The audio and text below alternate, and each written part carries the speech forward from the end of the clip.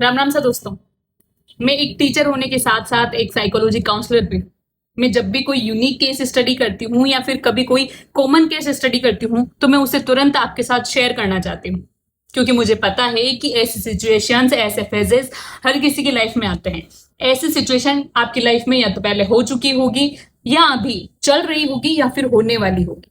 हर किसी की लाइफ में 99% ऐसी सिचुएशन आती ही है। और फिर हम क्या करते हैं, एंजाइटी, डिप्रेशन और खुद को खत्म करने लग जाते हैं। और ऐसे ही समय बीतता जाता है और एक दिन ऐसा आता है कि खुद को बस रिग्रेट होता है खुद पर। सामने वाले से तो नफरत है ही, लेकिन एक दिन खुद से भी नफरत हो जाती है कि भाई साहब क्या कर लिया ये, है ना, क्या कर लिया। एज ए काउंसलर मेरी पहली जिम्मेदारी होती है कि हमारे क्लाइंट की जो जानकारी है गुप्त रखी जाती है। मैंने एक केस स्टडी किया, बताना चाह रही हूँ आपको। एक कपल था, लड़की और लड़का दोनों 4 या 5 साल से रिलेशनशिप में। वो लड़की मुझे बोलती है कि मैं हर बार, जब 3 साल हो गए थे हमको, तो मैं इसे हर बार बोलती हूँ, लड़के को बोल रही है वो कि शादी करनी है। मम्मी पापा से बात करते हैं ना, तुम्हारे मम्मी पापा से मिलवाओ मुझे। तो लड़का हर बार कुछ ना कुछ बहाने देकर के, अभी मम्मी पापा की थोड़ी तबीयत डाउन है, अभी मम्मी की तबीयत डाउन है, अभी थोड़ा आर्थिक स्थिति कमजोर चल रही है घर में, अरे घर में बहुत टेंशन चल रही है, अरे दीदी की शादी है, पहले उसे निपट जाने दो अच्छे से, बहुत अभी मेरी जॉब नहीं लगी है। तो बहुत सारी उसने क्या है, हमेशा क्या है, एक्सक्यूज दिए हैं, कभी उसने घर पे बात नहीं करी। अभी वो लड़की बोलती है कि 3 महीने पहले मुझे आके वो बोलती है, मैडम 3 महीने पहले उस लड़के की शादी हो चुकी है, और शादी से जस्ट एक दिन पहले मैंने उससे पूछा कि तुमने मेरे साथ ऐसा क्यों किया। 4 साल रिलेशनशिप के बाद वो लड़की पूछ रही है कि तुमने मेरे साथ ऐसा क्यों किया, मतलब कि मुझसे शादी क्यों नहीं करी। तो उस लड़के का जवाब क्या था सुनो।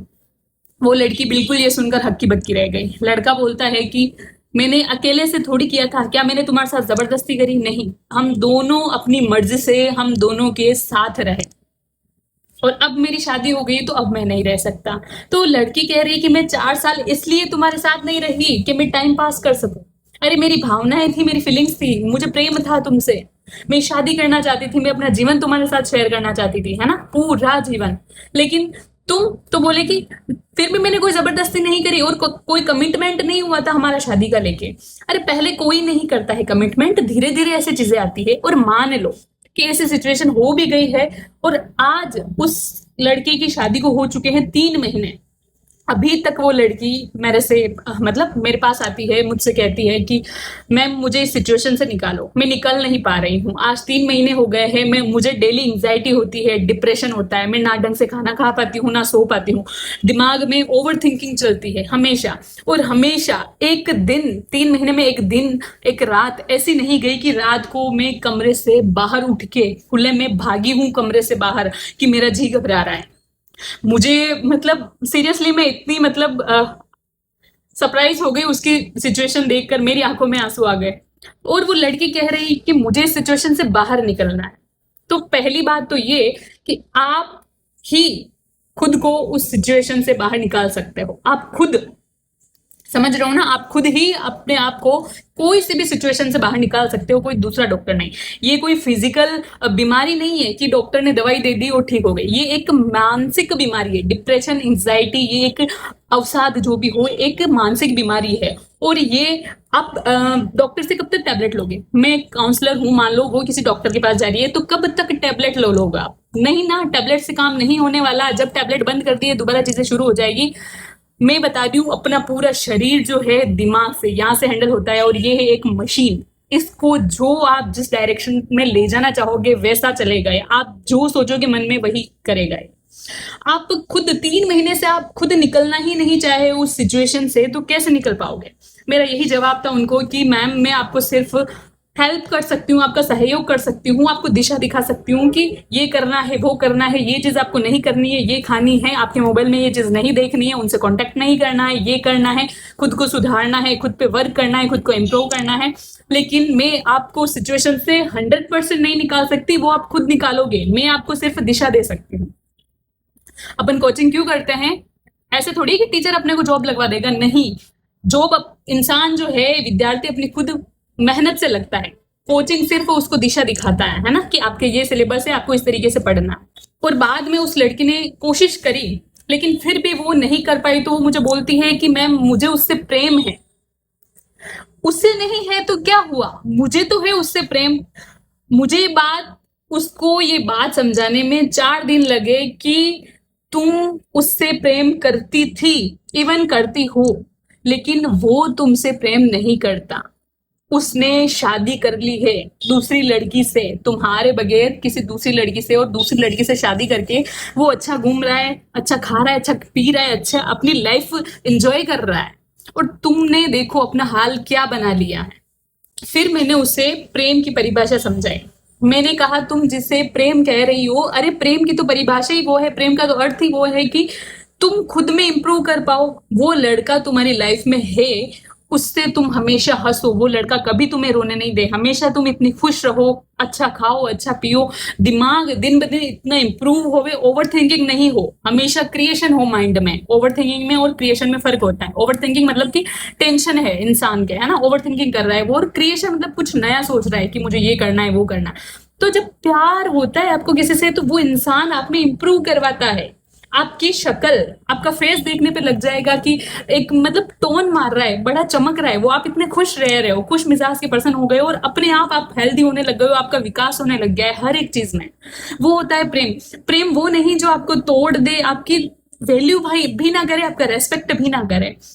आप रो रहे हो, 3 महीने हो गए आपको रोते हुए, मेरा उसको ये कहना था उन मैम को कि आप रो रहे हो, 3 महीने हो गए। सामने वाले जब इंसान को कदर ही नहीं है, 3 महीने हो गए, आप डेली रात को ना ढंग से सो पा रहे हो, ना खा पा रहे हो, है ना, अपने खुद की करियर पे आप फोकस नहीं कर पा रहे हो, कुछ क्रिएशन नहीं कर पा रहे हो, अपनी खुद की हेल्थ आपने खराब कर ली, आप हॉस्पिटल एडमिट रह के आए हो, सामने वाले को कोई फर्क नहीं पड़ रहा उससे, तो ये कौन सा प्यार है। प्यार का मतलब होता है खुद से प्यार करना। पहले खुद से प्यार करो, तब आप दूसरों से करो। खुद की यदि आप वैल्यू नहीं करते हो तो सामने वाला वैल्यू नहीं करेगा आपकी। और सच बात तो ये मैं आपको बताऊं, कैसे हिम्मत हो सकती है किसी को आपकी, मतलब आप किसी की कि आपको धोखा दे सके। आप खुद के अलावा आपको कोई धोखा दे ही नहीं सकता। अरे इंसानों को पहचानना तो आता है ना, 1 महीने 2 महीने में लास्ट है, इवन मैं तो एक दिन में ही इंसान को पहचान सकती हूँ। 1 महीने में 2 महीने में आप साथ रहो, उनसे बातें करो, उससे पता लग जाएगा कि सामने वाला कितना तो आपका रेस्पेक्ट करता है, सामने वाला कितना आपको वैल्यू देता है, सामने वाला कितना आपसे लव करता है, सामने वाला कितना आपकी केयर करता है, आपकी पैम्परिंग करता है, और कितनी जो है वो आपको वैल्यू देता है, तवज्जो देता है, प्रायोरिटी देता है। ये सब चोचले हैं। मैं बिजी हूँ, मेरे पास टाइम नहीं है, मम्मी बीमार थी, फैमिली में कोई मतलब इकोनॉमिकल इशू चल रहा है, आर्थिक स्थिति थोड़ी खराब है, मैं थोड़ा बेरोजगार हूँ, मेरे यार सर दुख रहा था, मेरी कोई इच्छा नहीं होती। अरे आप जिससे भी प्यार करते हो, श्री कृष्ण कहते हैं जिसे भी आप प्रेम करते हो ना, तो 2 मिनट 2 सेकंड भी उसकी अगर शक्ल दिख जाए ना, तो आपका जो दिन भर की थकान है वो सब शून्य हो जाती है। और 2 मिनट, हर कोई यार किसी को किसी से प्रेम है, थोड़ा सा दिमाग से काम लो, विवेक से काम लो। बुद्धि सबके पास होती है, विवेक नहीं होता, इसीलिए तो सब लोग ठोकरे खाते हैं, धोखे खाते हैं। अरे बुद्धि का इस्तेमाल करो। सामने वाले को यदि आपसे प्रेम है, प्यार है, प्रायोरिटी देता है, वो रेस्पेक्ट करता है, आपकी वैल्यू करता है, वो खोने से डरता है आपको, कुछ भी हो जाए, इवन उसके मतलब उत्साह रहेगा, उसको एक्साइटमेंट रहेगी कि कब मैं अपना दिन का काम खत्म करूं, इवन खाते खाते, अगर उसको टाइम नहीं भी है ना, तो खाते खाते, रेडी होते, नहाते भी आपको कॉल कर लेगा कि क्या कर रहे हो, सब ठीक है, ठीक है, हो गया, खाना खा लिया। इतनी सी बात करनी है, ज्यादा बात नहीं करनी है, लेकिन फिर भी आपसे टाइम देके पूछेगा कैसी है तुम्हारी तबीयत, सब कुछ पूछेगा क्या खाया आज। ज्यादा टाइम नहीं देना। हर किसी के 24 घंटे में से इतना बिजी कोई नहीं रहता है। 24 में से 12 घंटे खुद के लिए निकाल लेता है, इससे ज्यादा कोई इंसान बिजी नहीं रहता है। ये सब चोचले हैं कि टाइम नहीं है। इवन सामने वाले इंसान के पास 10 मिनट तो होंगे, 2 मिनट तो होंगे कि बात कर सके आपसे, वो कोई हालचाल नहीं पूछ रहा, लेकिन फिर भी आप उसके पीछे पागल हो जा रहे हो। क्यों? मेरा यही है कि पहले सेल्फ रेस्पेक्ट, खुद से प्यार करो। मैं कह रही हूं, एक बार ये जो तरीका है, ये नुस्खा है, अपना के देखो, गारंटी है मेरी, सब आपसे प्यार करने लगेंगे, आपकी रेस्पेक्ट करने लगेंगे, वैल्यू करने लगेंगे। पहले खुद को समझो, खुद से प्यार करो, पहले खुद के लिए सोचो। ये गलत चीजें हैं कि दूसरों के लिए सोचना। अरे पहले खुद के लिए देखो, सारी कुछ चीजें खुद के लिए करो, फिर दूसरों के लिए करो, क्योंकि जो इंसान खुद से प्यार नहीं करता वो दूसरों से भी नहीं कर सकता। अपन बोलते हैं ना वो तो सेल्फिश है, अरे वो सेल्फिश नहीं है, वो खुद से प्यार करता है। आप भी बनो सेल्फिश, किसने रोका है आपको मतलब सेल्फिश बनने से?